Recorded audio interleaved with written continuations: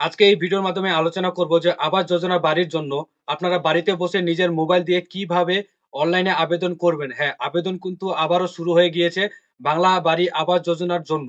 তো কারা এখানে আবেদন করতে পারবেন, কি কি ডকুমেন্টস লাগতে পারে, আবেদন করার কি প্রসেস রয়েছে, সমস্ত কিছু বিস্তারিত আজকের এই ভিডিওতে আলোচনা করব। তাই প্রথম থেকে শেষ পর্যন্ত ভিডিওটি স্কিপ না করে গুরুত্ব সহকারে মনোযোগ দিয়ে দেখতে থাকুন।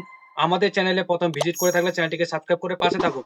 বন্ধুরা, অন স্ক্রিনে বলা হয়েছে সরকার আমজনতার জন্য বিভিন্ন কল্যাণমূলক প্রকল্প চালু করেছে, যার মধ্যে উল্লেখযোগ্য হলো প্রধানমন্ত্রী আবাস যোজনা।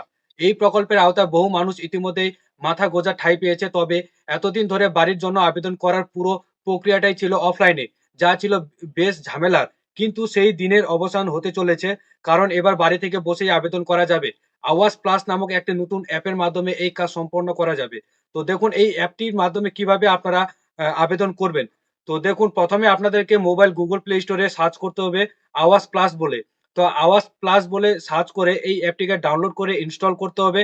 তারপরে যারা নতুন আবেদনকারী রয়েছেন তারা এখানে রেজিস্ট্রেশন করবেন, ঠিক আছে? তো রেজিস্ট্রেশন করার সময় আপনার আধার নাম্বার বা জন্ম তারিখ বা আয়ের যে শংসাপত্র রয়েছে বা তার সাথে যে অন্যান্য প্রয়োজনীয় নথিগুলো রয়েছে সেগুলো কিন্তু আপলোড করতে হবে এবং ফেস আইডি বা ছবি সংরক্ষণ করতে হবে। তো অ্যাপটি কেমন ইন্টারফেস থাকবে দেখুন। গুগলে যখন সার্চ বারে সার্চ করবেন আওয়াজ অ্যাপ, তো তখন কিন্তু এমন ধরনের কিন্তু ইন্টারফেস দেখতে পারবেন, এমন লোগো থাকবে PMAYG, ঠিক আছে? এমন অ্যাপটি কিন্তু ইনস্টল করে নেবেন আপনার মোবাইলে। তো সব তথ্য জমা দেওয়ার পরে আপনার আবেদন কিন্তু সফলভাবে নিবন্ধিত হবে এবং আপনি আবাস যোজনা তালিকায় আপনার নাম কিন্তু দেখতে পারবেন যদি যোগ্য উপভোক্তা হয়ে থাকেন। তো দেখুন অনলাইন আবেদনের সুবিধা ও সতর্কতা। দেখুন অনলাইন আবেদন প্রক্রিয়া সহজ এবং দ্রুত এবং এতে সময় বাঁচে, দীর্ঘ লাইনে দাঁড়ানোর কোনো প্রয়োজন নেই এবং নথি জমা দেওয়ার জন্য একাধিক দপ্তরে ছুটোছুটি করতে হয় না। তবে প্রযুক্তির সুবিধার পাশাপাশি কিছু ঝুঁকিও রয়েছে। তো এবার মেন কথা হচ্ছে কি, তাই সতর্কতা অবলম্বন করা অত্যন্ত কিন্তু জরুরি। এই এমন ধরনের কিন্তু অ্যাপগুলো যেগুলি প্লে স্টোরে থাকবে সেই অ্যাপগুলি কিন্তু ইনস্টল করবেন, সেগুলি কিন্তু সিকিউর থাকে এবং এই অ্যাপটি কিন্তু প্লে স্টোরেই কিন্তু পাবেন। আওয়াজ প্লাস বলে সার্চ করবেন, আমি অন স্ক্রিনে দেখালাম যে কেমন লোগোটা থাকবে এবং কেমন থাকবে। তো কিছু সতর্কতা অবলম্বন করুন, শুধুমাত্র আধিকারিক ওয়েবসাইট বা বিশ্বস্ত অ্যাপ্লিকেশন যেগুলি রয়েছে সেগুলি কিন্তু ব্যবহার করবেন এবং ইনস্টল করবেন। তো ফিশিং লিঙ্ক বা ভুয়ো অ্যাপ থেকে দূরে থাকবেন। ব্যক্তিগত তথ্য এবং নথি জমা দেওয়ার আগে প্রয়োজনীয় নিরাপত্তা ব্যবস্থা গ্রহণ করুন। তো অ্যান্ড্রয়েড ব্যবহারকারীদের জন্য কিন্তু সুখবর। তো এখনকার আবেদনের প্রক্রিয়াটি শুধুমাত্র অ্যান্ড্রয়েড যারা ব্যবহারকারী রয়েছে, যাদের কাছে স্মার্ট মোবাইল রয়েছে তাদের জন্য এই অ্যাপটি প্রযোজ্য এবং এই অ্যাপটি প্লে স্টোরে কিন্তু সার্চ করে ইনস্টল করে আপনারা কিন্তু ওখানে রেজিস্ট্রেশন করে আবেদন করতে পারবেন।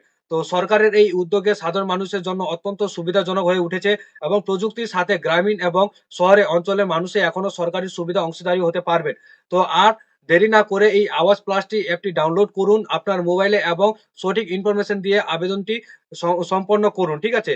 তো অ্যাপটি কিভাবে পাবেন দেখুন, কমেন্ট বক্সে আমরা লিঙ্ক কিন্তু দিয়ে রাখবো, সেখান থেকে ভিজিট করে আপনারা সঠিক যে লিঙ্ক অ্যাপ রয়েছে সেই অ্যাপটি কিন্তু ডাউনলোড করতে পারবেন।